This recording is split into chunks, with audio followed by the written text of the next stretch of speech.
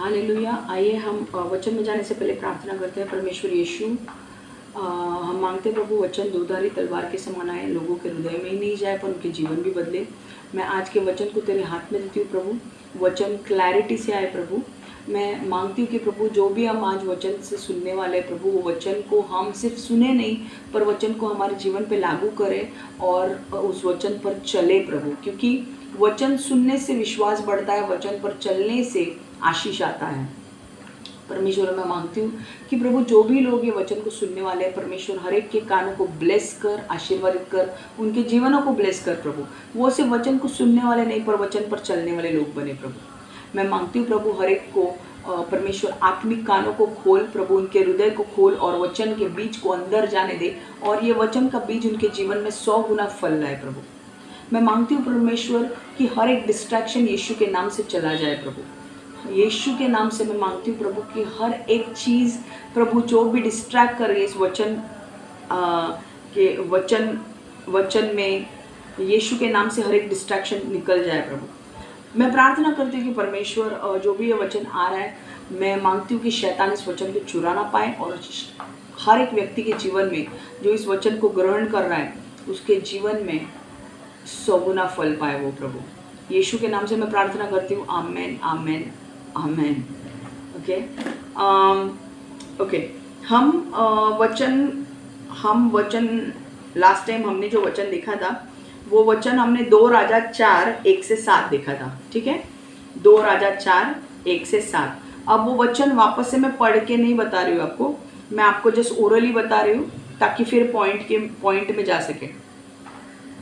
तो वचन की स्टोरी क्या थी? वचन की स्टोरी 2:4-1-7 दो राजा 4 अध्याय 1-7 की स्टोरी ये थी कि एलीशा के नीचे एक व्यक्ति भविष्यवक्ता काम करता था और वो अचानक से गुजर जाता है और उसकी पत्नी जो है वो एलीशा के पास आती है और एलीशा से कहती है कि मेरा पति जो है वो गुजर गया है एंड अब एक प्रॉब्लम आ चुकी है कि उसने कर्जा करके रखा था।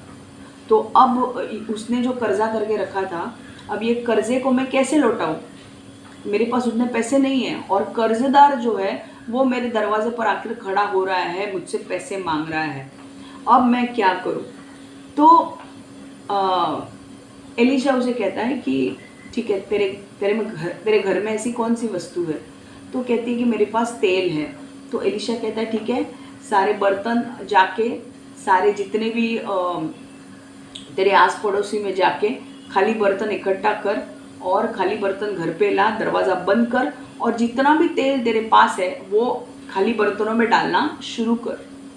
जैसे वो जो भी उसके पास जो तेल है वो बर्तनों में डालना जैसे शुरू करती है, परमेश्वर उस तेल को बढ़ाता है, चमत्कार करता है और सारे बर्तन भर जाते हैं।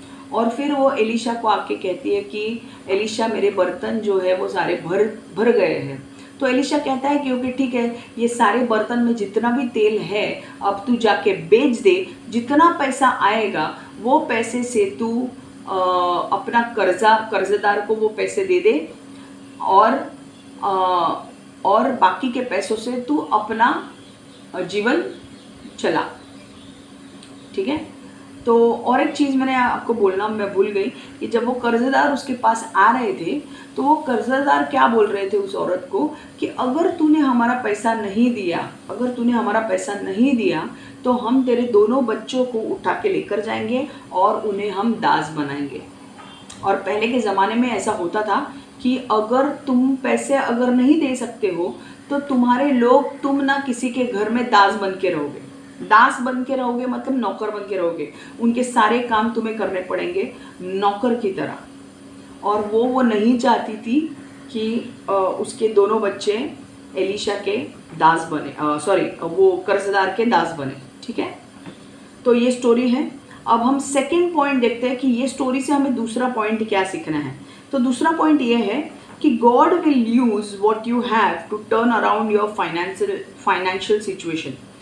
ठीक है, अभी जो यहाँ पे ना आर्थिक स्थिति के विषय में बात की है तो मैं भी आर्थिक स्थिति के विषय में ही बात करूँगी। ठीक है, कर्जदार आए थे और कर्जदार को पैसे देने थे, तो परमेश्वर यहाँ पर क्या बोल रहा है कि God will use, second point ये है कि God will use what you have to turn around your financial situation और any, to turn around your financial situation. परमेश्वर आपके पास जो है उसका इस्तेमाल करेगा आपके आपके आर्थिक स्थिति को बदलने के लिए। परमेश्वर आपके पास जो है उसका इस्तेमाल करेगा आपकी आर्थिक स्थिती को बदलने के लिए। परमेश्वर तुमच्याकडे जे आहे त्याचा वापर करील तुमची आर्थिक स्थिती बदलण्यासाठी। परमेश्वर तुमच्याकडे जे आहे त्याचा वापर करील तुमची आर्थिक स्थिति बदलण्यासाठी। मैं वापस से इंग्लिश हिंदी मराठी में एक बार वापस रिपीट कर लूँ, लिख के लो। God will use what you have to turn around your financial situation. परमेश्वर आपके पास जो है उसका इस्तेमाल करेगा आपको आर्थिक रूप में आपकी आर्थिक स्थिति बदलने के लिए। परमेश्वर तुमच्याकडे जे आहे त्याचा वापर करेल तुमची आर्थिक स्थिति बदलण्यासाठी। ठीक है, ओके। अब हम वचन में जाएंगे।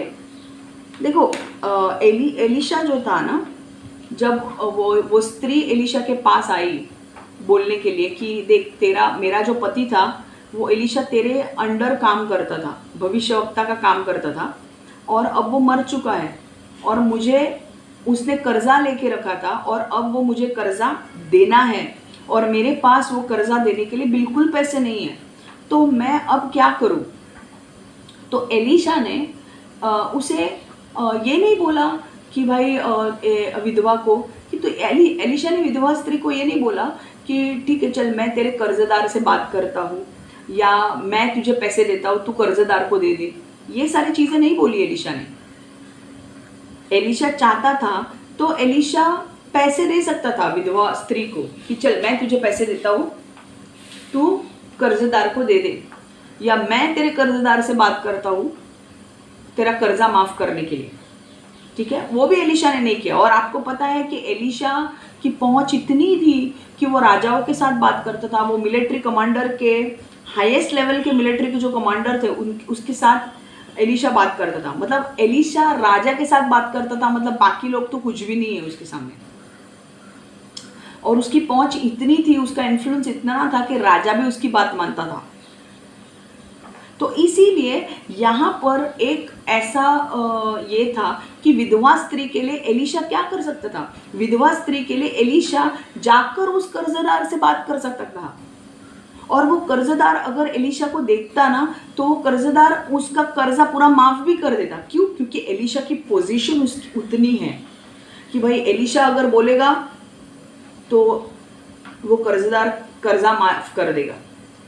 एलिशा ने कहा, एलिशा ऐसा भी कर सकता था कि एलिशा के पास पैसों की कमी नहीं थी, एलिशा खुद पैसा दे सकता था उस स्त्री को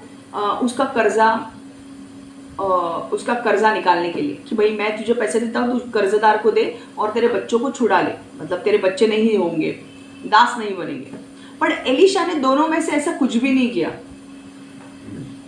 वो दोनों चीजें कर सकता था, वो अपना इन्फ्लुएंस का पूरी तरह से इस्तेमाल कर सकता था उस औरत को कर्जे से बचाने के लिए, पर उसने दोनों चीजें नहीं की। उसने क्या किया देखो, हम वचन को देखेंगे।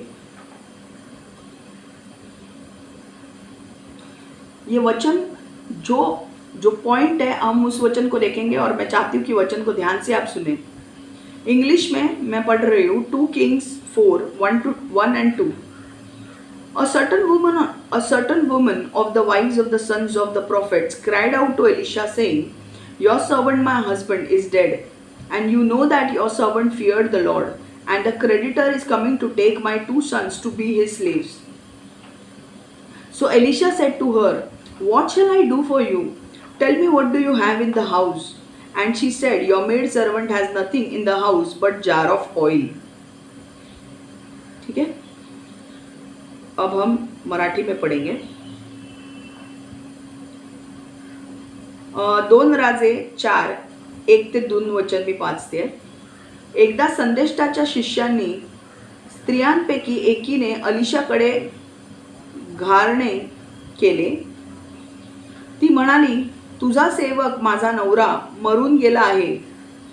तुला ठाऊक आहे की तो परमेश्वराचा भय बाळगणारा होता. त्याचा त्याचा सावकार माझ्या 2 पुत्रांना दास करून नेण्यासाठी आला आहे.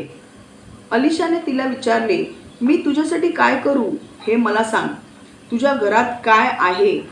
ती म्हणाली, एक घडा तेलाशिवाय आपल्या दासीच्या घरात काहीही नाही, काही एक नाही.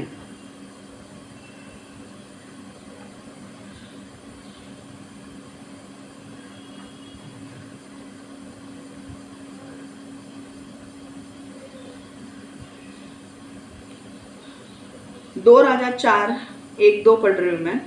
नबियों के समूह में से एक व्यक्ति की पत्नी थी. यह व्यक्ति मर गया. उसकी पत्नी ने एलिशा के सामने अपना दुखड़ा रोया. मेरा पति तुम्हारा सेवक के समान था.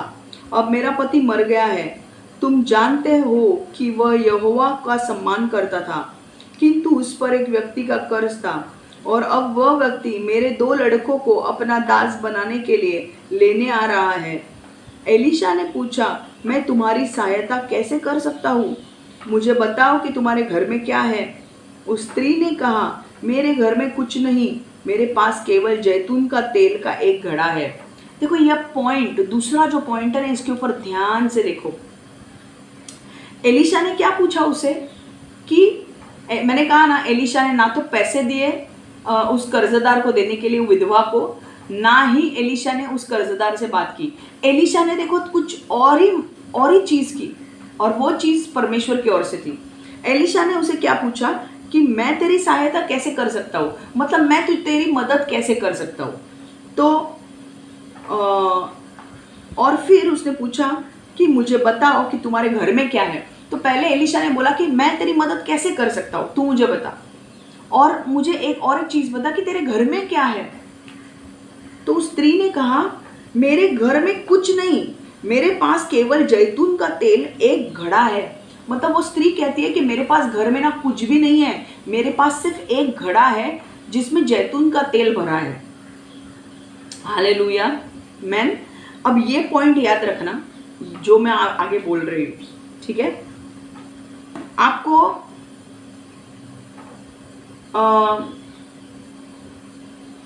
परमेश्वर, मैंने आपको स्टोरी बताई कि उसके पास क्या था, जैतून का तेल था, और जैतून का तेल उस वक्त बहुत ही कीमती था. ओके. एलिशा जो था, एलिशा उसे पूछ रहा था, इन अदर वर्ड्स, मतलब अलग भाषा में, ये एलिशा उसे पूछ रहा था कि तेरे घर में ऐसी कीमती वस्तु क्या है. तो उसने बोला, मेरे घर में ऐसी कीमती वस्तु कुछ है ही नहीं, सिर्फ घड़े में जैतून का तेल है. और जैतून का तेल मतलब ऑलिव ऑयल. वहाँ पे अगर आप इज़राइल में देखोगे तो बहुत सारे लोग, most of the people, okay, they use olive oil for their cooking. Okay. वो लोग, अगर आप इज़राइल में देखोगे तो वो जो लोग हैं वो जैतून का तेल इस्तेमाल करते हैं. और अगर आप देखोगे जैतून का तेल बहुत ही महंगा आता है. अगर आप अभी भी मार्केट में जाओगे और अगर आप बोलोगे कि मुझे ऑलिव ऑयल चाहिए, आपको नॉर्मल ग्राउंडनट ऑयल या पाम ऑयल या राइस ब्रांड ऑयल या अलग अलग तेल आपको मिलेंगे. Okay. Groundnut oil, sunflower oil, आपको पाम ऑयल मिलेगा. ये सारे तेल ना आपको सस्ते मिलेंगे. बट जब आप जैतून का तेल खरीदने जाओगे ना, आप कोई भी मॉल में जाके पूछो जैतून का तेल चाहिए, उसकी प्राइस काफ़ी हाई है. ऑलिव ऑयल की प्राइस काफ़ी हाई है. जो सादे तेल जो है ना, आपको एक पैकेट भी 150-200 रुपये में मिल जाएगा 1 लीटर का. आपको जैतून का तेल कम से कम 1000 रुपये में पड़ेगा 1 लीटर का पैकेट, क्योंकि वो बहुत महंगा है. ओके. और जैतून के तेल के बहुत फ़ायदे भी है. अभी वो फ़ायदे में मैं नहीं जा रही हूँ, बट मैं आपको ये बोलना चाहती हूँ कि उस टाइम पे, एलिशा के टाइम पे, जैतून का तेल को बहुत कीमती समझा जाता था. और जैतून के तेल के काफ़ी फ़ायदे भी होते हैं, और उसको इसीलिए उसके फ़ायदे, क्योंकि जैतून का तेल के बहुत सारे फ़ायदे हैं, उसमें उसका रेट भी बहुत ज़्यादा है. जैतून के तेल का फ़ायदा एक ये है कि वेट लॉस के लिए वो बहुत अच्छा है. हेल्थ कंडीशंस मेंटेन करने के लिए, अगर आपको हेल्थ के इश्यूज है या आपको वेट लॉस करना है, तो olive oil is the best oil. Okay, उससे काफ़ी सारे आपको बहुत सारे, उस तेल से आपको बहुत सारी ऐसी चीज़ें मिलती है जो आपके बॉडी के लिए ज़रूरी है। ठीक है, तो अगर आपको चेक करना है, आप मॉल में जाके पूछ सकते हो ऑलिव ऑयल की प्राइस क्या है। आपको पता चलेगा ऑलिव ऑयल का एक डब्बा बहुत ही महंगा है। जो आप संडे पाम ऑयल अगर आप लेते हो, या ग्राउंडनट ऑयल, या सफोला, अगर आप, मैं किसी ब्रांड का नाम नहीं ले रही हूँ, बट कोई अगर आप राइस ब्रांड ऑयल ले रहे हो, या सनफ्लावर ऑयल ले रहे हो, या ग्राउंडनट ऑयल ले रहे हो, वो बहुत ही चीप आता है compare to olive oil. So olive oil में बोलना क्या चाहते हो कि ऑलिव ऑयल, जैतून का तेल की कीमत उस वक्त भी हाई थी और आज भी अगर हम जाते हैं लेने के लिए तो ऑलिव ऑयल की कीमत हाई है। क्यों? क्योंकि उसके फ़ायदे हाई है, उसके फ़ायदे बहुत ही ज़्यादा है। ठीक है, ओके। तो यहाँ पर एलिशा क्या करता है, एलिशा उसे कहता है कि ठीक है, तू जैतून का तेल जो है तेरे पास, तू एक काम कर, अड़ोस पड़ोसियों के पास जा और जितनी सारे तू बर्तन इकट्ठा कर सकती है बर्तन इकट्ठा कर, और तू जैतून का तेल जो भी है, तू जितने पड़ोसियों से कम बर्तन इकट्ठा मत कर, ज़्यादा बर्तन इकट्ठा कर। तो वो ज़्यादा बर्तन इकट्ठा करके लाती है और फिर एलिशा बोलता है दरवाज़ा बंद करके तेरे घड़े में जो जैतून का तेल है ना, वो डालना शुरू कर, एक एक बर्तन को भरना शुरू कर।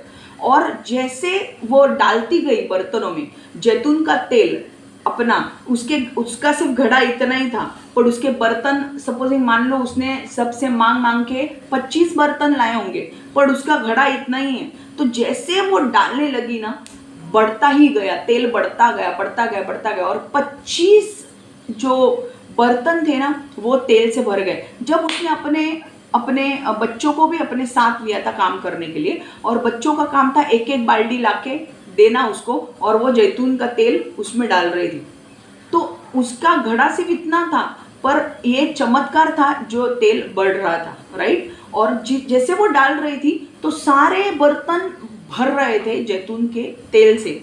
और जब उसने अपने लड़के से कहा कि अरे और एक ये ला, और एक बाल्टी ला तेल डालने के लिए, तो वो उस लड़के ने कहा कि माँ, सारे बाल्टी खत्म हो चुके हैं, सारे बर्तन खत्म हो चुके हैं, अब कोई भी बर्तन या बाल्टी नहीं बची है जिसमें हम तेल डाल सके। और जैसे उसने ये कहा, तेल क्या हुआ, बंद हो गया। उसके घड़े के तेल के अंदर, उसका जो घड़ा था जिसमें तेल रखा था, उसके अंदर का तेल खत्म हो गया। ठीक है, अब वो वापस क्या करती है, एलिशा के पास आती है और एलिशा को बोलती है अब मैं क्या करूं। तो एलिशा बोलता है जा और इस तेल को बेच दे। अभी हम वचन को देखेंगे। एलिशा ने पूछा, मैं तुम्हारी सहायता, मैं 2 राजा 4 दूसरा और आगे का वचन पढ़ रही हूँ, दूसरे वचन से पढ़ रही हूँ, 2 राजा 4 दूसरा। एलिशा ने पूछा, मैं तुम्हारी सहायता कैसे कर सकता हूँ, मुझे बताओ कि तुम्हारे घर में क्या है। उस स्त्री ने कहा, मेरे घर में कुछ नहीं, मेरे पास केवल जैतून का तेल का एक घड़ा है। तब एलिशा ने कहा, जाओ और अपने सब पड़ोसियों से कटोरे उधार लो, वे खाली होने चाहिए, बहुत सारे कटोरे उधार लो। तब अपने घर जाओ और दरवाजा बंद कर लो, केवल तुम और तुम्हारे पुत्र घर में रहेंगे। तब इन सब कटोरों में तेल डालो और उन कटोरों को भरो और एक अलग स्थान पर रखो। अतः वह स्त्री एलिशा के यहाँ से चली गई, अपने घर पहुंची और दरवाजा बंद कर लिया। केवल वह और उसके पुत्र घर में थे। उसके पुत्र कटोरे उसके पास लाए और उसने तेल डाला। उसने बहुत सारे कटोरे भरे। अतः मैं उसने अपने पुत्र से कहा, मेरे पास दूसरा कटोरा लाओ, किंतु सभी प्याले भर चुके थे। पुत्र में से एक ने उस स्त्री से कहा, अब कोई कटोरा नहीं रह गया है। उस समय घड़े का तेल खत्म हो चुका था। तब वह स्त्री आई और उसने परमेश्वर के जन एलिशा से यह घटना बताई। एलिशा ने उससे कहा, जाओ तेल को बेच दो और अपना कर्जा लौटा दो। जब तुम तेल को बेच चुकोगी और अपना कर्जा लौटा चुकोगी, तब तुम्हारा और तुम्हारे पुत्र का गुजारा बची रकम से होगा। तो एलिशा ने क्या कहा, सारे घड़े भरने के बाद वो एलिशा के पास आती है और अब बोलती है अब मैं क्या करूं? तो एलिशा बोलता है वो जो तेल है वो बेच दे, वो पैसा जो भी आएगा वो पैसों से पहले कर्जदार का पैसा दे और बाद में वो बाकी के पैसों से तेरे घर का गुजारा तू कर, ठीक है, तेरे और तेरे बच्चों का गुजारा उन बाकी के पैसों से हो जाएगा। क्योंकि उस टाइम पे olive oil was not anything, it was a very precious commodity, okay, and it was used as a commodity of trade। मतलब जैतून का जो तेल था ना वो कोई साधारण चीज़ नहीं थी, ओके, वो कीमती वस्तु थी और वो कीमती वस्तु अगर मार्केट में बेचते हैं तो उसका बहुत तगड़ा प्राइस आने वाला था, तगड़ी कीमत मिलने वाली थी। समझ में आ रहा है? उस औरत ने क्या जाके किया, उस औरत ने जाके मार्केट में वो सारे जितना भी तेल था सब बेच दिया, पैसे आए उसने कर्जदार को दे दिया और बाकी के पैसों से उसने अपना गुजारा किया। बट यहाँ पे हमें कुछ पॉइंट सीखना है। मैं स्टोरी आपको बार बार इसलिए बता रही हूँ ताकि स्टोरी आपके दिमाग में भी जाए और पॉइंट भी आपको अच्छी तरह से समझे। पॉइंट क्या है यहाँ पे? देखो पॉइंट ये है कि एलिशा ने पैसे ना दिए, उसे पैसे नहीं दिए, ना उसके लिए सिफारिश की उस कर्जदार से। एलिशा ने क्या किया? परमेश्वर ने एलिशा के द्वारा क्या किया? परमेश्वर ने एलिशा के द्वारा जो उसके पास है उसका इस्तेमाल किया। Hallelujah. God will always use what you have to bless you with financial turn around. Hallelujah. Okay, यहाँ पे मुझे कुछ लोगों के लिए मुझे इंग्लिश में पढ़ना ज़रूरी है because they want to know the story again. So Marathi में भी और इंग्लिश में भी पढ़ेंगे हम। ओके, सेकेंड से, so I am reading from second Kings में। आगे जाने के पहले वापस से रीड करूँ। Second Kings 4:2-7। So Elisha said to her, what shall I do for you? Tell me, what do you have in the house? And she said, your maid servant has nothing in the house but jar of oil. Then he said, go borrow vessels from everywhere, from all your neighbors, empty vessels, from all your neighbors, empty vessels. Do not gather just a few. And when you have come in, you shall shut the door behind you and your sons. Then pour it into all those vessels and set aside the full ones. So she went from him and shut the door behind her and her sons, who brought the vessels to her. And she poured it out. Now it came to pass when the vessels were full that she said to her son, bring me another vessel. And he said to her, there is not another vessel. So the oil ceased. And then she came and told the man of God. And he said, go sell the oil and pay your debt, and you and your son live on the rest. Hallelujah. Okay, let me speak in Marathi also क्योंकि वो मराठी वालों को भी चाहिए। मैं 2 राजे 4:2 से पढ़ रही हूँ, 2 से 7। अलिशा ने तिला विचारले, मी तुझ्यासाठी काय करू हे मला सांग, तुझ्या घरात काय आहे? ती म्हणाली, एक घडा तेलाशिवाय आपल्या दासीच्या घरात काही एक नाही।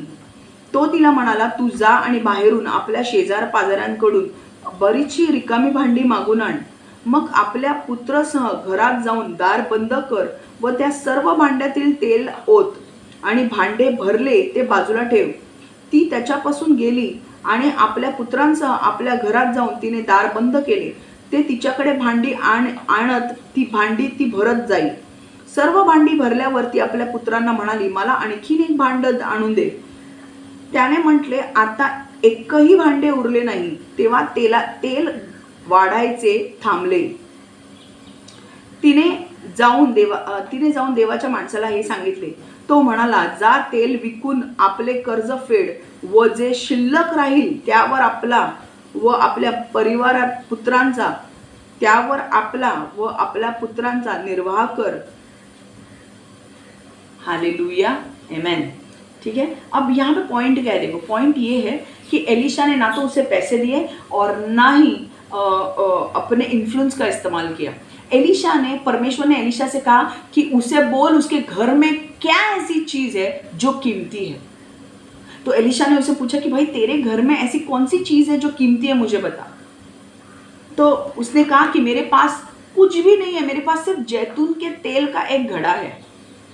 और परमेश्वर ने उसी तेल के घड़े का, जो सिर्फ एक इतना सा लीटर, 1 लीटर बचा होगा तेल, उसी तेल का इस्तेमाल करके परमेश्वर ने उस तेल को बहुगुणित किया, मल्टीप्लाई किया, और इतने सारे जो वो पड़ोसी से लेकर वो बर्तन लाई थी, वो सारे बर्तनों को चमत्कारिक रूप में वो अपने 1 लीटर तेल जब डालने लगी तो चमत्कार रूप के परमेश्वर ने चमत्कार किया, और वो जो तेल था जैतून का वो बढ़ने लगा। वो 1 लीटर तेल बहुत सारे 1 लीटर तेल बढ़ने लगा और बहुत सारे बर्तन उस तेल से भर गए। हालेलुया। कम से कम अगर उसने 25 बर्तन लाए होंगे तो वो 1 लीटर तेल जैसे डाल रही थी, वो अपने आप वो तेल उस घड़े में बढ़ रहा था और सारे बर्तन भर रहे थे। हालेलुया। और परमेश्वर ने क्या किया, फिर परमेश्वर ने बोला कि एलिशा के द्वारा कि जा उस स्त्री को बोल, अब ये घड़े का जो तेल है वो बेच दे, कर्जदार को पैसा दे, और बाकी के पैसों से तू अपना जीवन का निर्वाह कर, मतलब अपना जीवन निकाल। ठीक है, तब तक कोई तुझे दूसरा जॉब भी मिल जाएगा। ठीक है, तो यहां पर समझने का बात क्या है, परमेश्वर आपको आर्थिक स्थिति से निकालने के लिए आपके अंदर जो है उसी का इस्तेमाल करेगा। मैं वापस ये चीज बोल रही हूं, God will always use what you have to bless you with financial turnaround। परमेश्वर आपके पास जो है उसका इस्तेमाल करेगा आपकी आर्थिक स्थिती बदलने के लिए। परमेश्वर तुमच्याकडे जे आहे त्याचा वापर करेल तुमची आर्थिक स्थिती बदलण्यासाठी। परमेश्वर तुमचे वेगवेगळ्या प्रकारचे टॅलेंट्स, स्किल्स किंवा बिझनेस आयडिया, परमेश्वर आपके टैलेंट्स का इस्तेमाल करेगा, स्किल्स का इस्तेमाल करेगा, बिजनेस आइडिया का इस्तेमाल करेगा आपकी आर्थिक स्थिति बदलने के लिए। मतलब परमेश्वर आपके पास अगर टैलेंट है, टैलेंट मतलब आपके पास ऐसे कोई गुण है, क्षमताएं हैं, प्रतिभा है, कुशलता है, तो वो उस टैलेंट का इस्तेमाल करेगा, वो स्किल का इस्तेमाल करेगा आपको आपकी आर्थिक स्थिति बदलने के लिए। ओके, परमेश्वर आपके पास जो नहीं है ना उसका इस्तेमाल नहीं करेगा। मतलब आप बोलोगे अरे मेरे पास कुछ नहीं है, तो परमेश्वर को पता है कि ये चीज उसमें है नहीं, तो उसका इस्तेमाल नहीं करेगा। परमेश्वर आपके पास जो है ना उसी का इस्तेमाल करेगा। तो परमेश्वर आपके टैलेंट का इस्तेमाल करेगा। आप बोलोगे कैसे टैलेंट का इस्तेमाल, मतलब अगर आप सिंगर हो, ओके, आपका आवाज बहुत अच्छा है, तो आपको परमेश्वर एक आइडिया देगा कि तू गाना गा और उससे तुझे पैसे मिलेंगे। ये रियल स्टोरी है, मैं मजाक नहीं कर रही हूँ। मैं एक बार ट्रेन से ट्रैवल कर रही थी एंड एक औरत उस ट्रेन में चढ़ी और वो गाना गा रही थी। ठीक है, अभी बहुत सारे भिखारी लोग भी होते हैं जो गाना गाते हैं, मैं उन भिखारियों की बात नहीं कर रही हूँ। ये जो औरत थी ये कोई भिखारी नहीं थी, ये बहुत अच्छे घर की एक औरत थी जो गाना गा रही थी। ठीक है, उसके पास एक स्पीकर था, माइक था और वो गाना गा रही थी। कराओके प्ले किया था उसने, म्यूजिक प्ले किया था, पर वो गाना खुद के मुंह से गा रही थी। ठीक है, और जब ये ऐसा हुआ तो मेरे अंदर ऐसा आया उससे पूछने के लिए कि मतलब मैंने उसे पूछा कि मैं तेरे लिए क्या कर सकती हूँ, मतलब मुझे तुझे कुछ हेल्प करना है। और लोग क्या कर रहे थे, जैसे वो गा रही थी ना, लोग पैसे दे रहे थे। मैंने भी पैसे दिए, मेरे पास भी इतने नहीं थे पर मैंने दिए। बट मुझे उसके बारे में और जानना था। I wanted to know her story कि भाई ये इसकी स्टोरी क्या है। और मैं उसके घर पे पहुंची और उसने मुझे अपना नंबर दिया और मैं उसके घर पे पहुंची एंड मैंने उसे कहा कि मैंने जब उसका घर देखा तो मुझे बहुत बुरा लगा। वो अकेली थी, उसका कोई पति नहीं था, वो अकेली थी एंड उसका घर में बहुत लीकेज हो रहा था, बहुत प्रॉब्लम्स थे उसके एंड उसे कैंसर भी हुआ था। ओके, उसकी ट्रीटमेंट कैंसर की टाटा हॉस्पिटल में हो चुकी थी। उसने मुझे कार्ड भी दिखाया एंड वो कार्ड वार्ड देख के मुझे बहुत यकीन हो रहा था कि मे बी वो एक्चुअल कैंसर पेशेंट है। She was a cancer patient.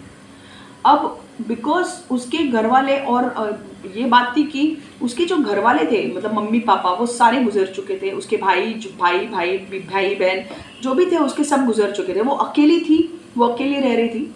Okay, वो दिल्ली में रहती थी, बट दिल्ली से वो मुंबई आई। बट जब वो मुंबई आई तो उसके पास वो एक्चुअली यहाँ पे आई थी अपना ऑपरेशन कैंसर का ये करने के लिए, कीमोथेरेपी एंड ऑल लेने के लिए। उसको टाटा में बोला था जाने के लिए, और वो ले रही थी, बट उसके पैसे उसमें बहुत सारे गए। अब उसके पास, और अभी उसकी हालत ऐसी थी क्योंकि कैंसर के कीमोथेरेपी के इफ़ेक्ट्स होते हैं और वो बहुत ख़राब इफ़ेक्ट्स होते हैं। तुम्हारे अंदर उतनी ताकत नहीं रहती है कि तुम जाके वो काम करो। ओके, तो उसने ना मतलब हमने जब उसे देखा तो हमने बोला कि हमें उसकी मदद करनी है, तो हमने थोड़ा बहुत उसकी मदद की पैसों से और राशन दे के एंड ऑल। बट एक चीज़ मैंने देखी, हमने उसे पूछा कि ये जो तू सिंग करती है ये बहुत अच्छा है। और उसने बहुत एक अच्छा काम किया कि उसका गले का जो आवाज़ है, उसका आवाज़ बहुत अच्छा है। ओके, उसका आवाज़ अच्छा है। तो हमने ऐसा पूछा कि तुम्हें ये आइडिया कैसे आई कि ये ट्रेन में जाके गाना है एंड ऑल। तो उसने कहा कि एक आदमी था, जब मैं टाटा कैंसर रिसर्च के यहाँ पे बैठती थी तो वहाँ पे एक आदमी आया, एंड वो मुझे काफ़ी दिन तक देख रहा था वहाँ पे। एंड उसने मुझे एक स्पीकर दिया, माइक दिया, और उसने बोला तेरे गले का आवाज़ बहुत अच्छा है, तू तेरा गले का आवाज़ का इस्तेमाल कर, तू गा, और फिर तुझे पैसे मिलेंगे।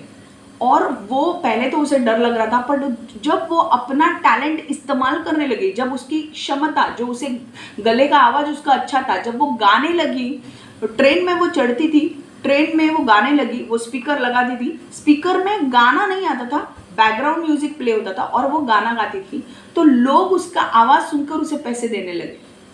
ओके, और वो हफ्ते में 2 या 3 बार ऐसे जाके जितना पैसा इकट्ठा करके आ सकती थी वो करती थी। ओके, तो ये ही चीज़ मुझे आपको बोलनी है कि परमेश्वर आपके पास जो है उसका इस्तेमाल करेगा आपकी आर्थिक स्थिति बदलने के लिए। बाद में जाके उसने बाद में जाके हम उसे मिले तो परमेश्वर की दया से उसे एक अच्छा घर भी मिल गया। बाद में उसे धीरे धीरे उसके पास एक गाड़ी भी आ गई, उसके पास थोड़ा बहुत पैसे सेविंग्स थे, बट फिर भी वो ये काम करती थी क्योंकि उसके पास कोई और चारा नहीं था। कौन करेगा उसके लिए? उसके ना तो बच्चे हैं, ना पति है, ना कोई और है उसकी मदद करने के लिए। तो वो जो गले का जो आवाज़ था ना, जो परमेश्वर ने उसे दिया था, और किसी ने आकर उसे स्पीकर गिफ्ट किया और माइक गिफ्ट किया, और बोला कि तू इसमें ये कराओके जो म्यूज़िक है वो म्यूज़िक डाल, मोबाइल से वो ब्लूटूथ से कनेक्ट करती थी और वो गाना गाती थी।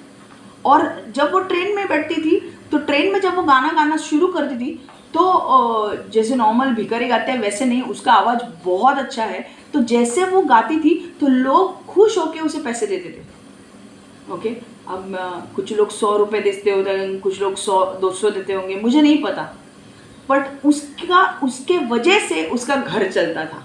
ओके, तो ये एक एग्जाम्पल है। मैं उसका नाम नहीं बताऊंगी क्योंकि मुझे किसी की पर्सनल इसमें ये नहीं बताना है, बट ये सच्ची घटना है।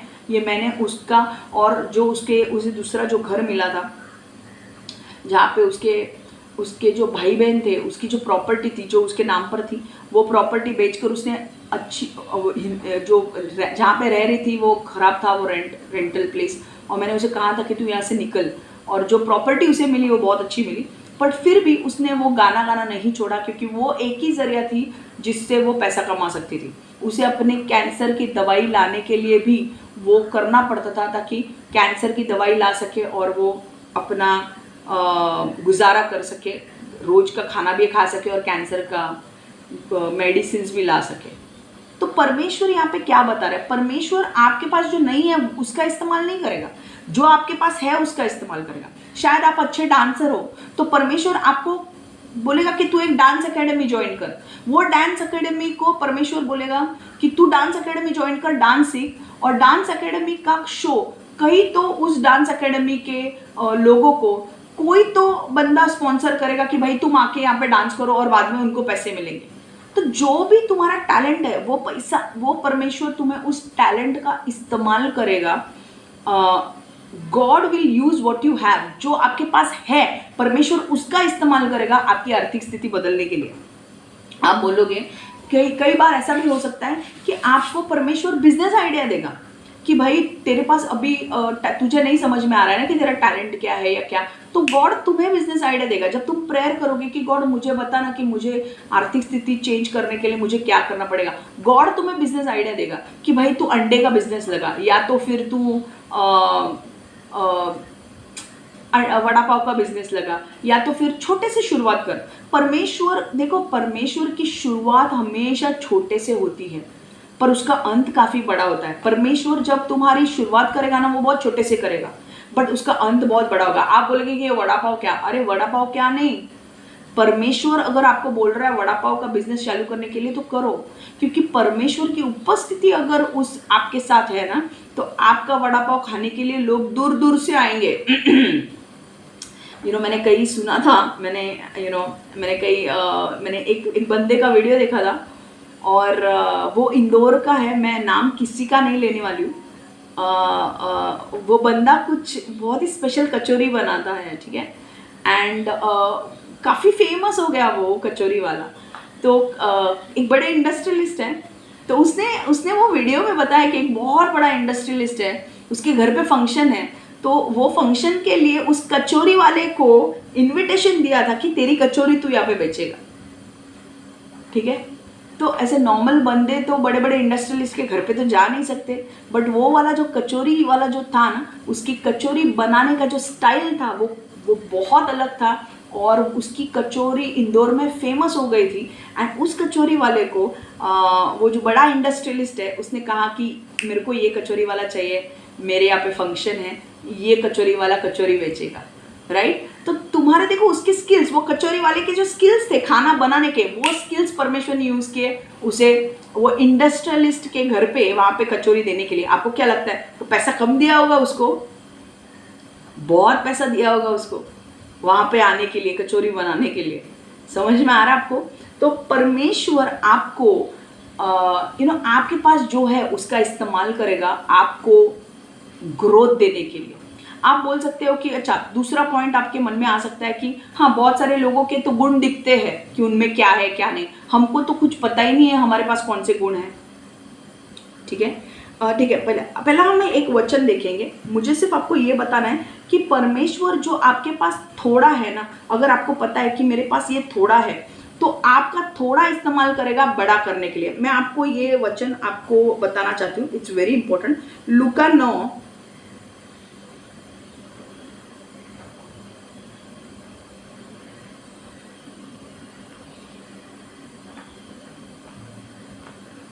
9:12 से 17 हम पढ़ेंगे।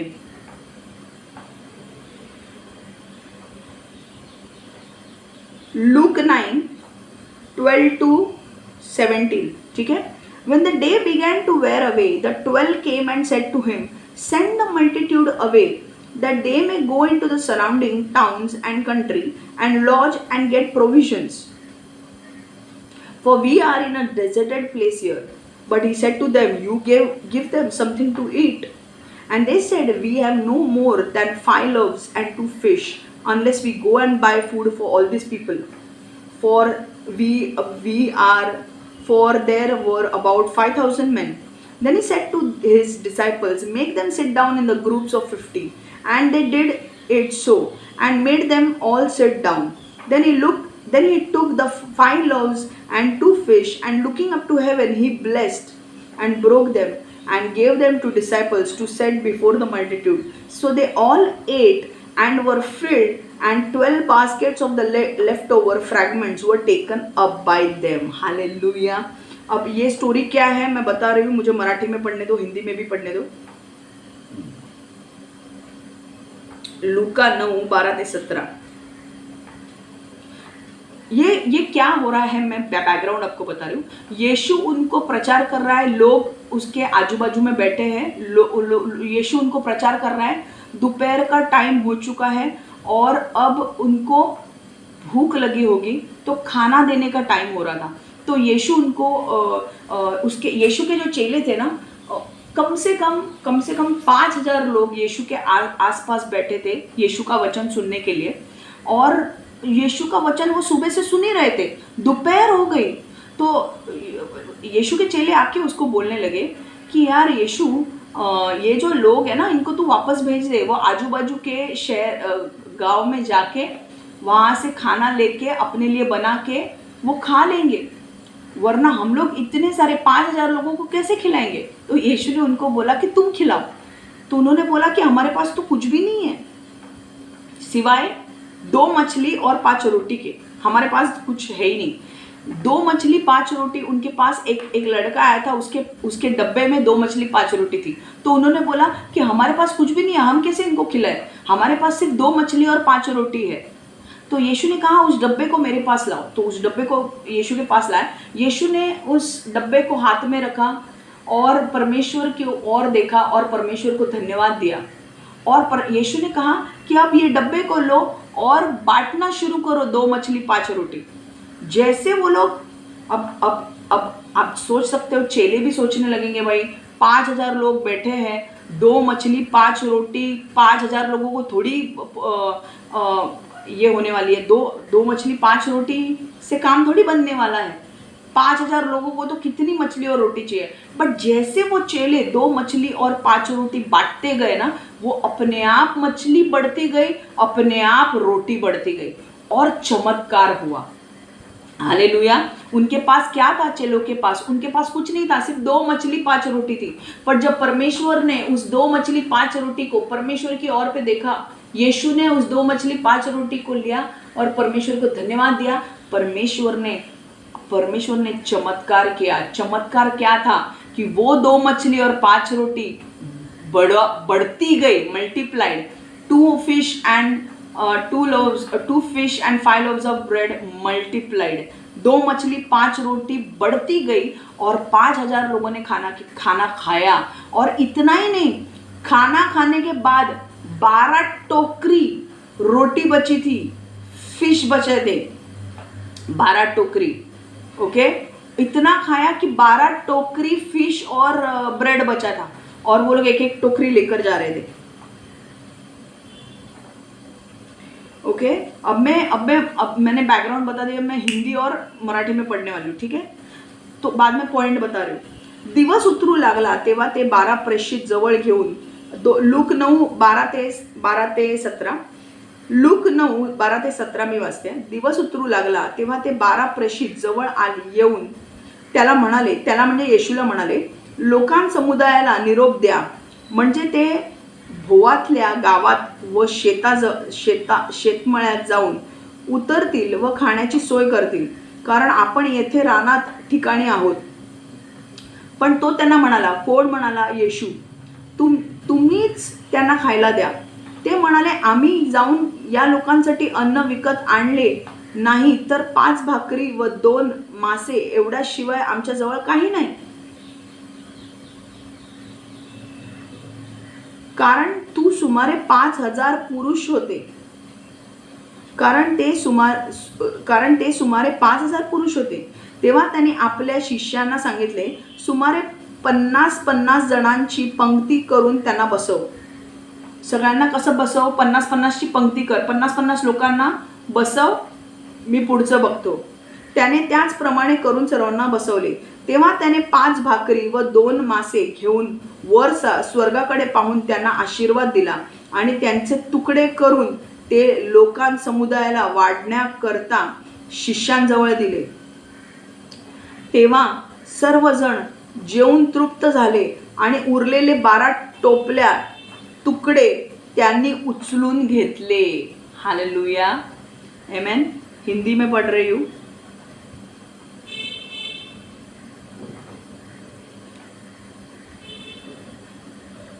लूका 9 12 से 17.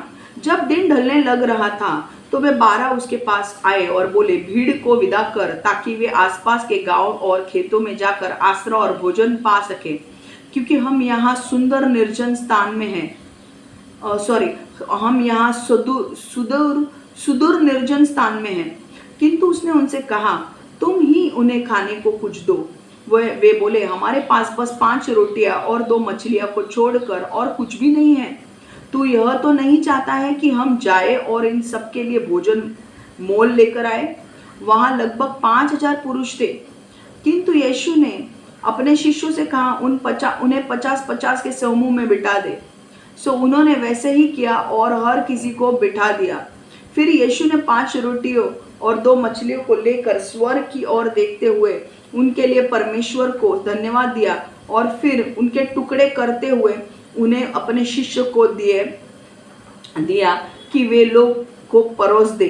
परमेश्वर ने क्या किया? यीशु ने क्या किया? 2 मछली 5 रोटी लिया, परमेश्वर की ओर देखा, मछली का टुकड़ा किया और ब्रेड जो था, रोटी का भी टुकड़ा किया और उनको बोला, अब ये रोटी और टुकड़ा बांटना शुरू करो।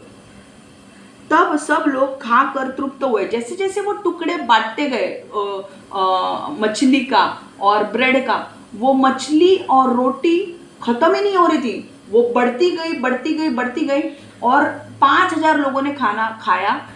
स्कॉलर्स मानते हैं 5,000 लोग सिर्फ पुरुष थे।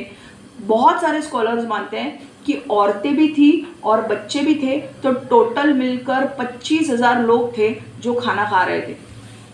और यीशु ने उन्हें तब सब ये लोग खाकर तृप्त हुए और बचे हुए टुकड़ों से उन शिष्यों ने 12 टोकरियां भरी। और कितने बचे? मतलब परमेश्वर ने उस खाने के ऊपर आशीर्वाद लाया और उसे बहुगुणित किया, मल्टीप्लाई किया और वो सब लोगों ने खाना खाया। मतलब 25,000 लोगों ने खाना खाया। और बाद में भी टुकड़ों की टोकरी, मतलब मछली की टुकड़ों की टोकरी और फिश की, मछली की और ब्रेड की, तो ऐसे 12 टोकरियां बची जो हर एक शिष्य उठा के लेकर जाना था। क्यों? ताकि उन्हें याद रहे ये चमत्कार कि भाई इतनी टोकरियां, इतना 2 फिश और 2 मछली 5 रोटी थी, पर आज ये 12 टोकरियां बची। कैसे? बहुगुणित हुए, चमत्कार हुआ। तो परमेश्वर ने क्या किया? परमेश्वर के पास क्या ज्यादा था? नहीं, परमेश्वर के पास सिर्फ 2 मछली 5 रोटी थी, पर जब वो उसने परमेश्वर को दिया, परमेश्वर ने उसे बढ़ा दिया।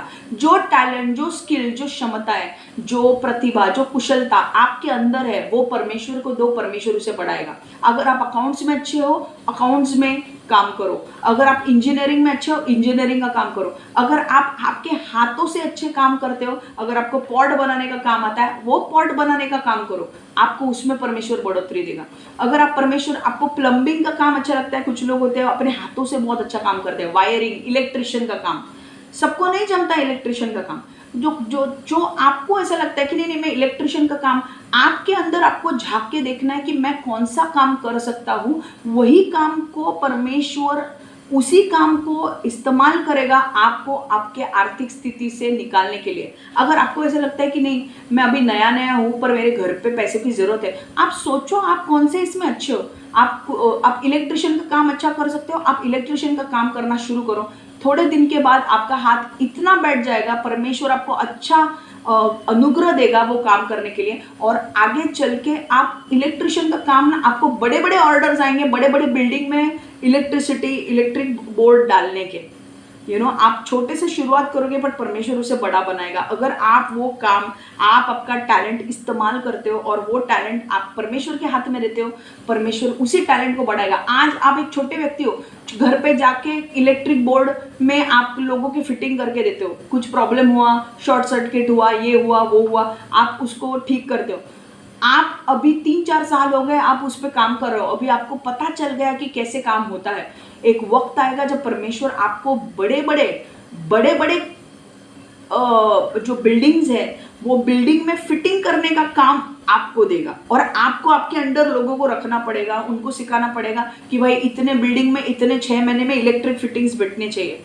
तो आपका बिजनेस एक छोटे से जो एक आदमी करता था वो कई गुना ज्यादा बढ़ेगा। आपके अंडर 10 लोग होंगे और आप पूरी के पूरी बिल्डिंग का वायरिंग आप करोगे। हालेलुया। तो आपका टैलेंट क्या है आप समझो, क्या है टैलेंट आपका टैलेंट क्या है? ड्राइंग में अच्छा है आप तो ड्राइंग में जाओ, अगर आप क्रिकेट में अच्छे हो तो क्रिकेट में जाओ, अगर बैडमिंटन अच्छा खेलते हो बैडमिंटन में अच्छा करने की कोशिश करो। वही चीजें जो आपके टैलेंट्स है वो आपका परमेश्वर इस्तेमाल करेगा आपको बढ़ाने के लिए। अगर आप अच्छा प्रीचिंग करते हो, प्रीचिंग करो, उससे परमेश्वर आपको पैसे देगा। अगर आप गाते हो, गले का आवाज़ अच्छा है, आप गाओ, आपको परमेश्वर मदद करेगा, उससे ही आर्थिक स्थिति आपको बदलने के लिए। तो आपको पहले देखना है कि आपके अंदर कौन सा टैलेंट है। अगर आप अच्छे अकाउंटेंट है, अकाउंटेंट का काम करो। अगर आपको मैनेज करना अच्छा लगता है लोगों को, तो एमबीए का काम करो। अगर आपको अकाउंट्स में अच्छा लगता है तो आप सीए बनो। अगर नॉर्मल आपको सिर्फ लाइक अकाउंटेंसी आपको अच्छी लगती है, एमकॉम करो। जो भी है, आपको इंजीनियरिंग अच्छा लगता है, इंजीनियरिंग करो। जो आपकी चीज़ है उसी का इस्तेमाल करेगा परमेश्वर। आपको बिजनेस अच्छा कर लगता है, आप बिजनेस करो। भले आपका बिजनेस छोटा हो, परमेश्वर आपको बोलेगा वड़ा पाव का धंधा निकाल, वड़ा पाव की गाड़ी आप निकालोगे। मैं आपको बोल रही हूँ, वड़ा पाव की गाड़ी आप निकालोगे, परमेश्वर कह रहा है इसलिए। बट आपको परमेश्वर कुछ ऐसे मसाले डालने को बोलेगा वो वड़ा पाव बनाने में, जो किसी को पता नहीं होगा। वो मसाले में ऐसा स्वाद होगा, जब लोग वहाँ पर आएंगे, वो स्वाद को चखेंगे, तो वो बोलेंगे मुझे बार बार यहीं से वड़ा पाव खाना है। और लोग दूर दूर से आएंगे वही वड़ा पाव खाने के लिए। क्यों? क्योंकि आपके पास जो टैलेंट है आप उसका इस्तेमाल कर रहे हो, और परमेश्वर उसी टैलेंट को ब्लेस करेगा। पर जो आइडिया परमेश्वर देगा वही आइडिया पे काम करना। आपके मन के आइडिया करने को मत जाओ, उसमें ब्लेस नहीं करेगा। परमेश्वर से प्रार्थना में पूछो कि मुझे कौन सा बिजनेस शुरू करना है, परमेश्वर तुम्हें बताएगा कि तुम्हें ये बिजनेस शुरू करना है।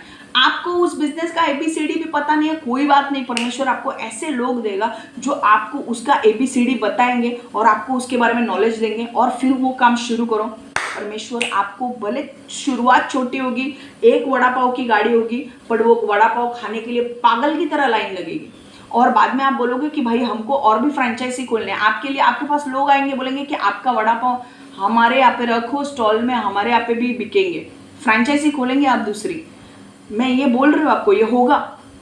ओके, कुछ लोग मुझे यहाँ पे बोल रहे हैं कि ओके, मैं एग्जाम्पल देना चाहती हूँ कि कैसे परमेश्वर ने इस्तेमाल किया लोगों का। ठीक है, हम एक वचन देखेंगे, एक्सोडस।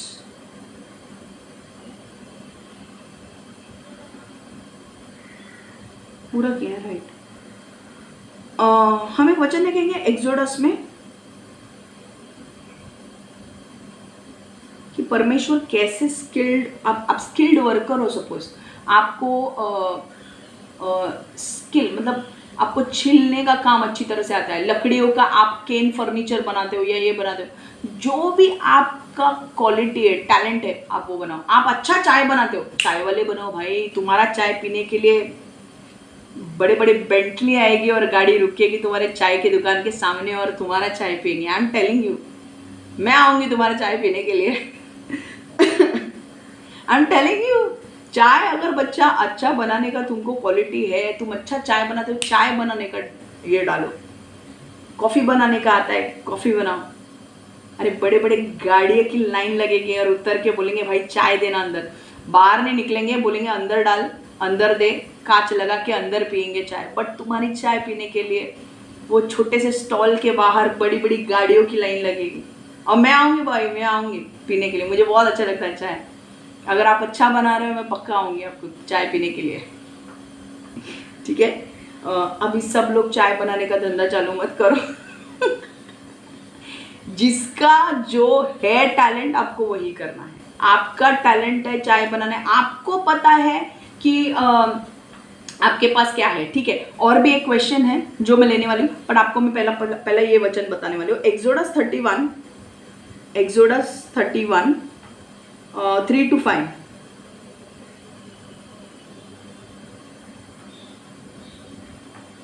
ओके, 1-5 हम पढ़ेंगे।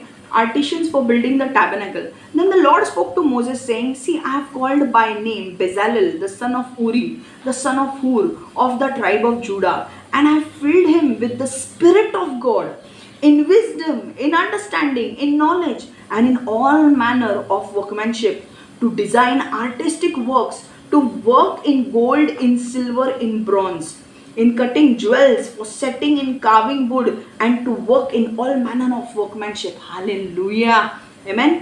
ये क्या है मैं बता रही हूँ। हम मराठी में देखते हैं और फिर हिंदी में बता रही हूँ आपको। मग परमेश्वर बजालेल आणि अहलियाब यांची नेमणूक। मग परमेश्वर मोसेला म्हणाला, पहा मी यहुदा वंशातील उरीला मुलगा म्हणजे हुरचा नातू बसेल बसालेल याला त्याच्या नावाने बोलवले आहे. मी त्याला देवाच्या आत्म्याने परिपूर्ण करून त्याला अक्कल, बुद्धी, ज्ञान आणि सर्व प्रकारचे कसब दिली आहे. तो कला कसुरीच्या कामे करेल, सोने, चांदी व पितळ यांची कामे करेल, जडवण्यासाठी रत्नांना पैलू पाडील, लाकडाचे नक्षीकाम करील आणि अशी सर्व प्रकारची कारीगरी कामे करील. हालेलुया. सुन के लो, ये सिर्फ मैं बात में बता रही हूँ आपको ये वचन क्या है. निर्गमन 31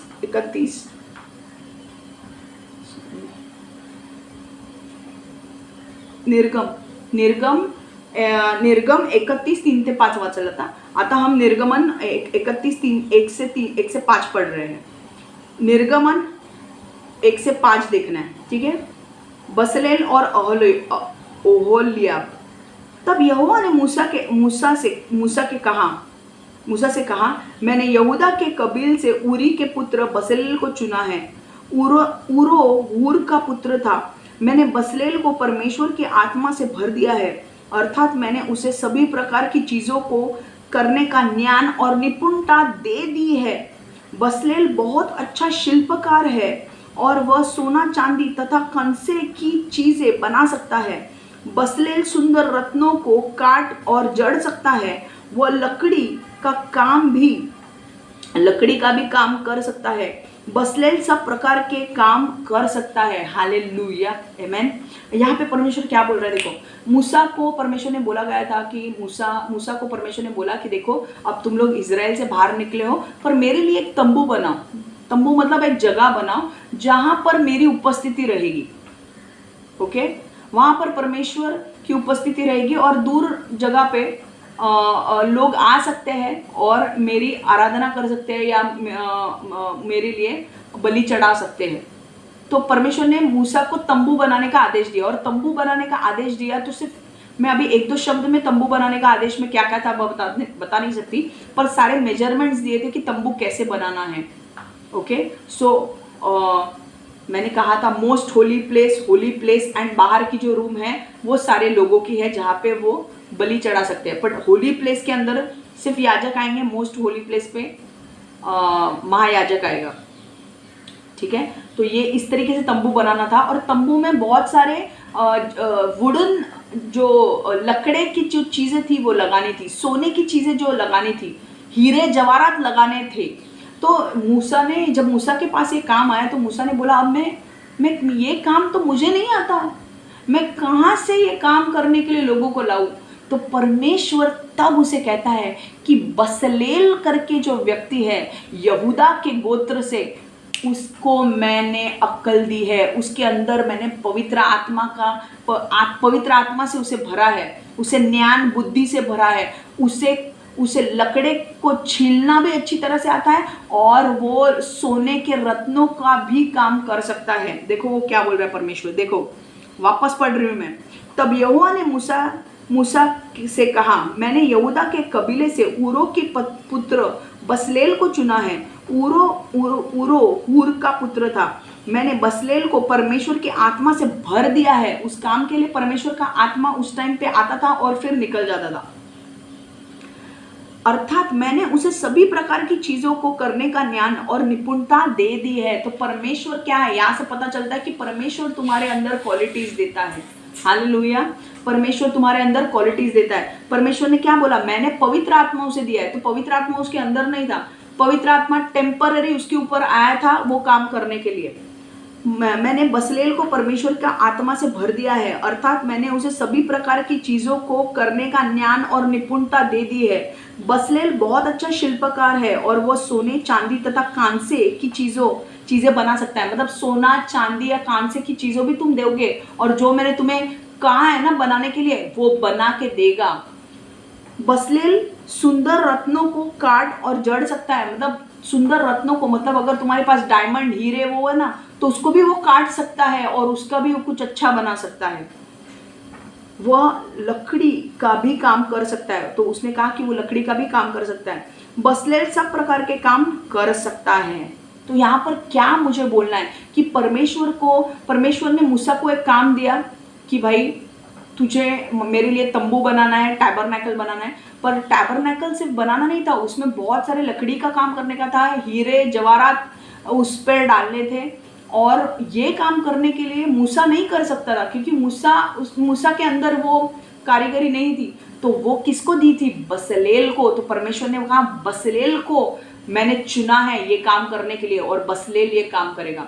तो परमेश्वर आपके अंदर का जो हुनर है ना, परमेश्वर आपके हुनर को इस्तेमाल करेगा लोगों को ब्लेस करने के लिए। आपको आपके हुनर का इस्तेमाल करेगा आपको आर्थिक स्थिति से बाहर लाने के लिए। अगर आप एक व्यक्ति हो जो पुरुष हो, पर आपको खाना बनाना बहुत अच्छा आता है, आपको परमेश्वर बोल सकता है खाने का बिरयानी बनाने का स्टॉल बाहर लगा, और आपकी बिरयानी इतनी टेस्टी होगी कि लोग दूर दूर से आपकी बिरयानी खाने के लिए आएंगे। आपको बोल सकता है परमेश्वर कुछ लोगों को बोल सकता है फालूदा का धंधा डाल, फालूदा बना, आइसक्रीम बनाने का धंधा डाल। सबको आता है क्या आइसक्रीम बनाने को? तुम बोलो मुझे आता है, मुझे नहीं आता है भाई, मुझे खाने को आता है पर मुझे बनाने को नहीं आता। बहुत चाव से मैं खाती हूँ आइसक्रीम, फालूदा तो मेरा फेवरेट है। बट फालूदा वाला जो है उसको पता है कि कैसे करना है। तो वो जो तुम्हारे पास है, जब उसका इस्तेमाल करोगे, तो जब आपके पास भले कम मात्रा में हो, आप बोलोगे मेरे पास मुझे इतना नॉलेज नहीं है, जो भी थोड़ा बहुत है परमेश्वर के हाथ में वो दो। परमेश्वर को बोलो कि परमेश्वर मुझे थोड़ा बहुत अच्छा आता है बनाने के लिए, थोड़ा बहुत इलेक्ट्रिशियन का काम आता है, थोड़ा बहुत मैकेनिक का काम आता है, थोड़ा बहुत मोटरसाइकिल रिपेयर करने को आता है। वो थोड़ा बहुत है ना, वो परमेश्वर के हाथ में दो, परमेश्वर आपको नॉलेज से भर देगा। मुझे पहले पता था क्या कहाँ से मिलेगा कहाँ से नहीं। जब मैं वचन पढ़ती थी तो मुझे उसका प्रकटीकरण नहीं मिलता था। परमेश्वर ने धीरे धीरे देखा कि उसको प्रकटीकरण नहीं मिल रहा, तो परमेश्वर ने मुझे ऐसे वेबसाइट्स बताए कि परमेश्वर ने बोले ये ऐप डाउनलोड कर, वो वेबसाइट ले, वो वेबसाइट पे पैसे भर, उससे तुझे नॉलेज मिलेगा बाइबल का। परमेश्वर देखेगा कि जितनी तुम्हारी भूख है वो भूख के हिसाब से तुम्हें देता जाएगा। पहला जो तुम्हारे पास जो थोड़ा है वो परमेश्वर के पास दो, वो उस थोड़े को बड़ा करेगा। 2 मछली 5 रोटी जब परमेश्वर के पास आई, उसने परमेश्वर को धन्यवाद दिया और उसको तोड़ के जब दिया तो वो बहुगुणित हुआ। जो थोड़ा है वो परमेश्वर के पास लाओ, परमेश्वर उसे बहुगुणित करेगा। और परमेश्वर के पास तुम्हारे पास अभी ठीक है, परमेश्वर तुम अभी बहुत सारे लोगों का सवाल ये है कि हमारे पास क्या है वही हमको पता नहीं है। Very good, very good. इतने टैलेंटेड लोग हो तुम लोग कि तुम्हारे पास क्या है, तुम्हारे पास स्किल क्या है वही तुम्हें पता नहीं है। तो कोई बात नहीं, परमेश्वर हमारा ऐसा परमेश्वर है कि जब तुम ठीक है, तुम ऑनेस्ट हो कि परमेश्वर मैं नहीं जानता कि मेरे पास स्किल क्या है। आपको सिक्योरिटी गार्ड बनने का स्किल होगा, आपको बहुत टाइम बैठने का, अगर आप बैठ सकते हो या तो आप सिक्योरिटी गार्ड बन सकते हो। अगर आपके पास जो भी है, अगर आप बोलते हो परमेश्वर की कि परमेश्वर सब लोगों के पास कुछ ना कुछ स्किल है, मुझे नहीं पता मेरे अंदर क्या है, तो कोई डरने की बात नहीं है। परमेश्वर आपको नई स्किल देगा। ओके, अब आप डरने की बात नहीं है, सबके पास स्किल है, सबके पास स्किल है, सबके पास स्किल है, सब कुछ कर रहे हैं, मैं ही नहीं कर रहा हूँ।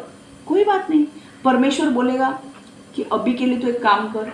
उस टाइम पर आपको परमेश्वर बोलेगा एक काम कर, एक मॉल में लग जा, वहाँ पे मॉल में साधारण जो लोग कपड़े दिखाने का काम करते हैं ना वो कर, ठीक है। तब तक मैं तुझे ऐसा कुछ स्किल दूंगा, ओके, वो स्किल से तू बाकी का कुछ कर सकेगा। ओके, तब तक तू एक शू बनाने का काम या चप्पल बनाने का काम सीख ले। तो परमेश्वर तुम्हारे अंदर नए स्किल्स देगा। Okay, God will give you the ability to create wealth. God will give you new skills. अब ये कहाँ लिखा है ये देखो, हम पढ़ेंगे ड्यूट्रोनॉमी। एक मिनट, मतलब जो लोगों के पास ये सवाल है ना कि यार हमको पता ही नहीं है कि हमारा स्किल क्या है, मैं आपको बता रही हूँ कि परमेश्वर क्या करेगा। देखो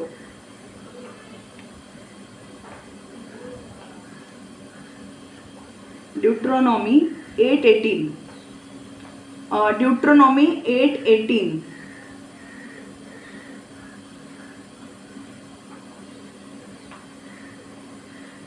and you shall remember the Lord your God, for it is He who gives you power to get wealth, that He may establish His covenant which He swore to your father as it is this day. यहाँ पे क्या बोल रहा है? And you shall remember the Lord your God, for it is God who gives you power to get wealth. Okay, he gives you power, he gives you skill, he gives you qualities, he gives you new abilities to create wealth. ये कोई साधारण वचन नहीं है. अंदर लिया बहुत कुछ कर पाओगे, अभी नहीं, आगे चल के ये वचन बहुत काम आने वाला है. इसे ध्यान से सुनो. अनुवाद 8:18. पण तू आपला देव परमेश्वर याचे स्मरण ठेव, कारण त्याने तुझ्या पूर्वजांशी शपथपूर्वक केलेला करार कायम राखण्यासाठी तोच तुला आजच्या प्रमाणे धनप्राप्ती करून देण्यासाठी सामर्थ्य देत आहे. नुसतं सामर्थ्य नाही देते, तो सामर्थ्य देतोय, तो तुम्हाला तुमच्या आत कला देतोय, तुमच्या आत कृती देतोय, तुमच्या आत क्षमता देतोय, स्किल्स देतोय, ॲबिलिटीज देतोय, की त्या स्किल्सने, त्या स्किल्स ॲबिलिटीने तुम्ही तुमचा तुम्ही तुमचे पैसे वाढवू शकता. अगर आप अच्छा डांस करने वाले हो, अगर आप अच्छे डांसर हो, तो बहुत सारे ग्रुप्स ऐसे होते हैं जहाँ पे आप डांसिंग ग्रुप में ज्वाइन होते हो, और वो ग्रुप को कई बार दूसरे बड़े बड़े लोग जब पार्टी रखते हैं तो उन डांसर्स को बुलाया जाता है परफॉर्मेंस करने के लिए. तो जब आप जाओगे और परफॉर्मेंस करोगे तो आपको पैसा मिलेगा, राइट? है कि नहीं? तो आपके पास जो है वो आप देखो आपके पास क्या टैलेंट है, राइट? अगर आपको पता नहीं है कि आपके पास टैलेंट क्या है, तो परमेश्वर क्या बोल रहा है? मैं तुम्हें नया टैलेंट दूंगा. देखो ये हिंदी में देखेंगे हम. व्यवस्था विवरण 8:18.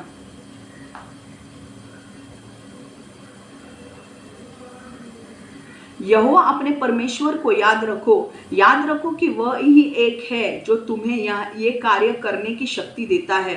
यहोवा ऐसे क्यों करता है? क्योंकि इन दिनों वह तुम्हारे पूर्वजों के साथ की गई वाचा को पूरा कर रहा है. यहाँ पे क्या लिखा है देखो, याद रखो कि वही एक है जो तुम्हें यह कार्य करने की शक्ति देता है. हालेलुया. तो मतलब परमेश्वर, अगर आप बोल रहे हो परमेश्वर मुझे नहीं पता मेरे अंदर क्या क्वालिटी है, तो परमेश्वर आपके अंदर नए क्षमताएं देगा.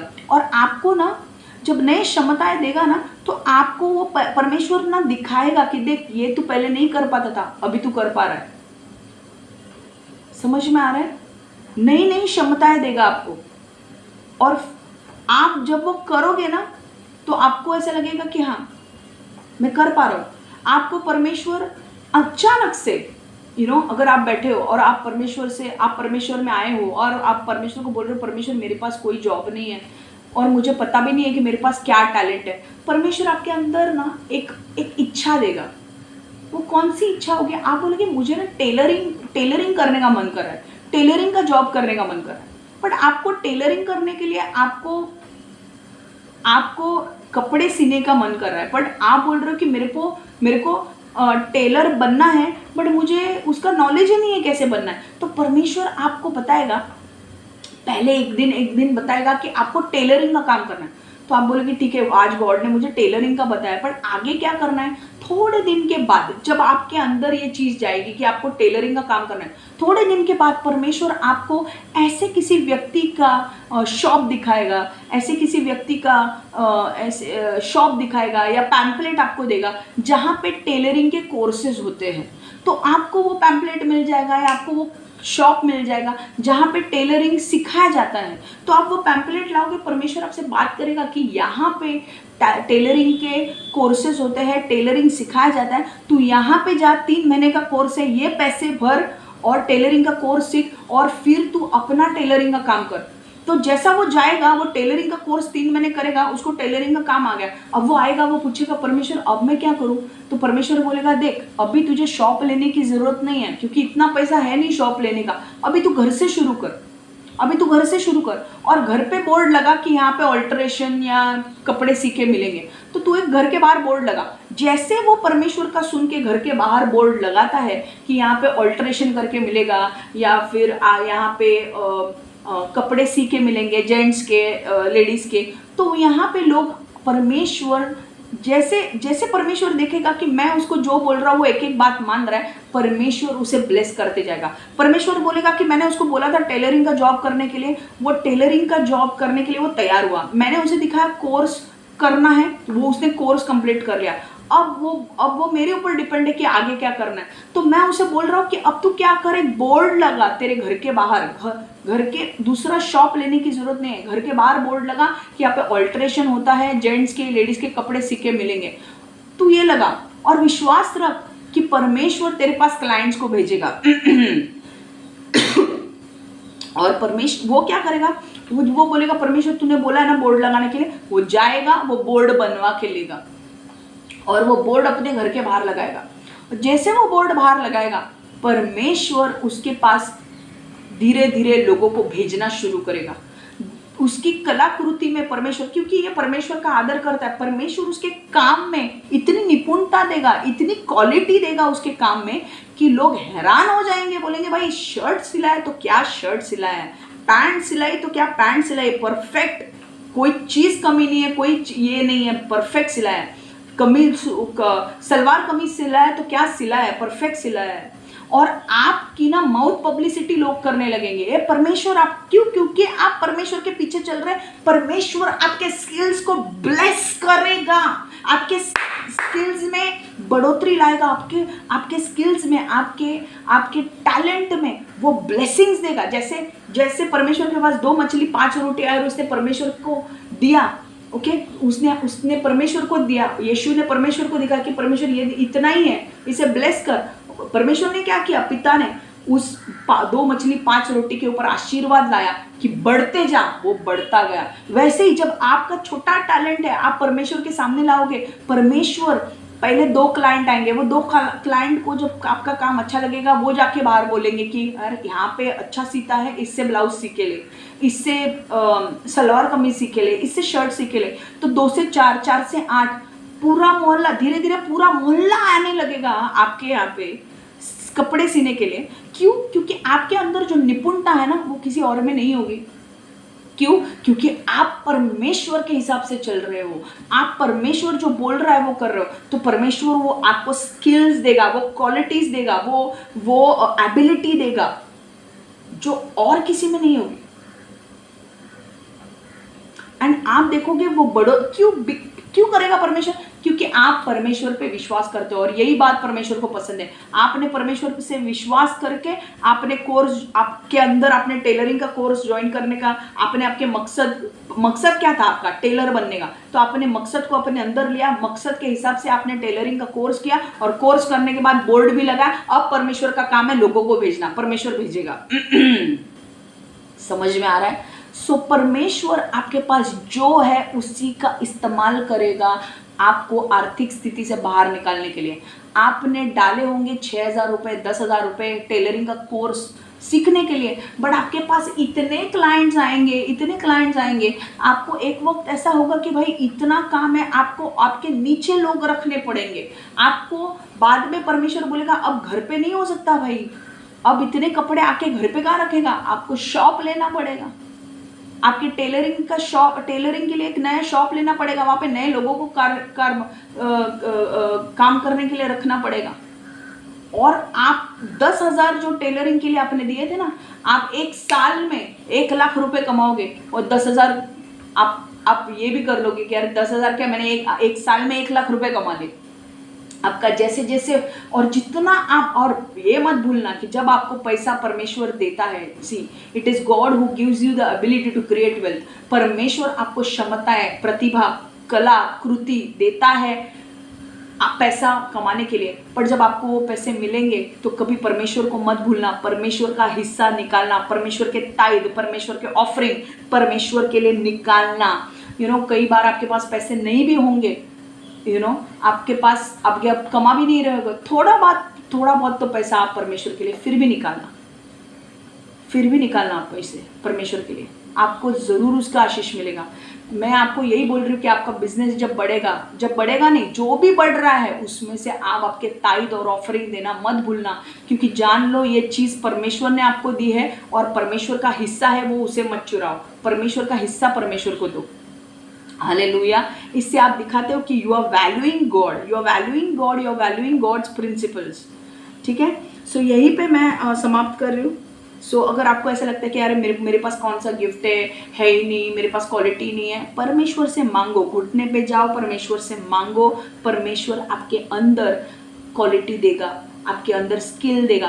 परमेश्वर बोलेगा तब तक तू एक काम कर, जब तक तेरे को घर पे पैसे चाहिए ना, तब तक तू एक सिक्योरिटी गार्ड का नौकरी ले ले, 8 घंटे का नौकरी ले ले, और तब तक ना 2-3 महीने वो काम कर ले। उससे तेरे को जो पगार मिलेगा ना, फिर वो किसी कोर्स में डाल, वो कोर्स कंप्लीट कर, फिर मैं तेरे को आगे का बताता हूँ। तो जैसे जैसे परमेश्वर स्टेप बाय स्टेप आपको बताते जाएगा, वो आप काम करते जाना, परमेश्वर आपको बढ़ोतरी देगा।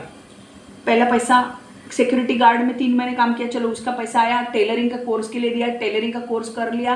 टेलरिंग का कोर्स करने के बाद बाहर बोर्ड लगाया, बाहर बोर्ड लगाने के बाद परमेश्वर का काम है लोगों को क्लाइंट बेचना। क्लाइंट इतने ने आने लगे, इतने आने लगे कि भाई अब दूसरा शॉप लेने की बारी आ गई, क्योंकि इतना पैसा भी आ गया और घर पे इतना सामान नहीं रख सकते, लोगों को रखना पड़ेगा।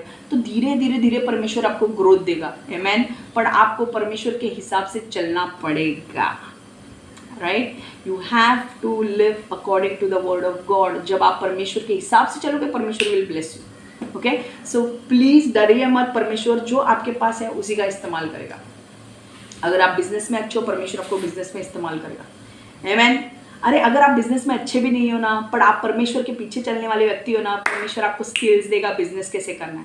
आपके मुंह से जो निकलेगा, सामने वाला बोलेगा हाँ हाँ ठीक है। You know why? परमेश्वर आपके द्वारा उससे बात करेगा। आपको बिजनेस के स्किल्स भी पता नहीं है, सब कुछ आपको पता भी नहीं है कि परमेश्वर जो आपको बोल रहा है ना बिजनेस करने के लिए, आपको उसका ABCD भी पता नहीं है। बट परमेश्वर बोलेगा तू सिर्फ कर ना, तो आप बोलोगे ठीक है मैं कर रहा हूँ, बट सामने वाला व्यक्ति आके बोलेगा ना कुछ भी, तो आप बोलोगे नहीं मुझे ये चाहिए, ये चाहिए। परमेश्वर उसको बोलेगा ये चाहिए, परमेश्वर आपके द्वारा बोलेगा कि मुझे ये चाहिए, ये चाहिए, ये चाहिए, और वो मान लेगा हाँ ठीक है। पता है क्यों? क्योंकि परमेश्वर का अभिषेक उसे मानने के लिए मजबूर करेगा, वो कुछ बोल नहीं पाएगा। This is how God works.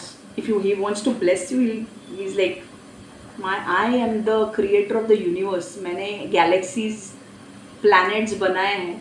तुम एक प्लैनेट में रह के, पृथ्वी पे रह के इतना घमंड करते हो। I am the owner of the universe. मैंने इतने सारे गैलेक्सीज बनाए, हर रोज साइंटिस्ट इतने गैलेक्सीज डिस्कवर करते हैं। तेरा एक बिजनेस में सेट नहीं कर सकता? हालेलुया। जस्ट मेरे पास, मेरे हाथ में छोड़ दे, मैं करूँगा। And give it into the hands of God, and God will do it. Amen. God will do it. So आपके पास जो है परमेश्वर इस्तेमाल करेगा, आमेन। आइए हम प्रार्थना करते हैं। परमेश्वर यीशु, हम धन्यवाद देते हैं इस वचन के लिए प्रभु जो तूने हमें दिया है। परमेश्वर आज हमने सीखा है कि हमें, हमारे पास जो कुछ है तू उसी का इस्तेमाल करेगा हमारी आर्थिक बढ़ोतरी करने के लिए, या और भी बढ़ोतरी करने के लिए प्रभु। पर आज हम आर्थिक विषय में सीख रहे हैं, तो हमारा विश्वास है कि तूने जो हमारे लिए किया है, लाइक तूने हमें जो दिया है, हम उस क्वालिटीज़ का इस्तेमाल करेंगे और उसी क्वालिटीज़ को बढ़ाएंगे, और तू हमें उसी क्वालिटीज़ का इस्तेमाल करके तू हमें आर्थिक रूप से हमें बाहर निकालेगा। हालेलुया। परमेश्वर, मैं मांगती हूँ कि भाई अगर किसी लोगों के पास क्वालिटीज़ नहीं है, तो उनके अंदर क्षमताएं दे, स्किल्स दे, टैलेंट्स दे, प्रतिभा दे, उनके अंदर ऐसे स्किल्स और टैलेंट्स दे जिससे वो अपना काम निपुणता से कर पाए और वो उससे पैसा कमा सके प्रभु। मैं मांगती हूँ प्रभु, उनको कुशल बना प्रभु, उनको आर्टिस्टिक बना, उनके कामों को निपुण बना प्रभु, उनको काम करने की क्षमता बढ़ाए, उनके कामों में स्किल टैलेंट भर, और वो जैसे डिलीवर करेंगे प्रोडक्ट, वो प्रोडक्ट बहुत अच्छा होने दे प्रभु। यीशु के नाम से मैं प्रार्थना करती हूँ, आमेन आमेन आमेन। परमेश्वर, मैं मांगती हूँ प्रभु कि कोई भी व्यक्ति जो ये वचन सुन रहा है, ये वचन को सिर्फ सुने नहीं, पर वो अपने अंदर डाले, अपने जीवन को बदले इस वचन को लेकर, और अपने अंदर के हुनर को देखे कि कौन सा हुनर मुझे परमेश्वर ने दिया है। अगर उन्हें कोई हुनर मिल नहीं रहा है, तो ऐसा भी हो सकता है कि कोई व्यक्ति आकर आपको बता सकता है कि ये आपका हुनर है, या तो फिर परमेश्वर आपको नया हुनर दे सकता है। बट परमेश्वर से प्रार्थना कीजिए, परमेश्वर आपको राइट डायरेक्शन देगा, और उसी डायरेक्शन में जाके आपका काम कीजिए, परमेश्वर आपको कहाँ से कहाँ लेकर जाएगा, आमेन। तो मैं मांगती हूँ कि परमेश्वर हर एक को ब्लेस कर, आशीर्वादित कर, और हर एक के जीवन में चंगाई, छुटकारा और चमत्कार ला। यीशु के नाम से मैं प्रार्थना करती हूँ, amen amen amen. God bless you all. ठीक है।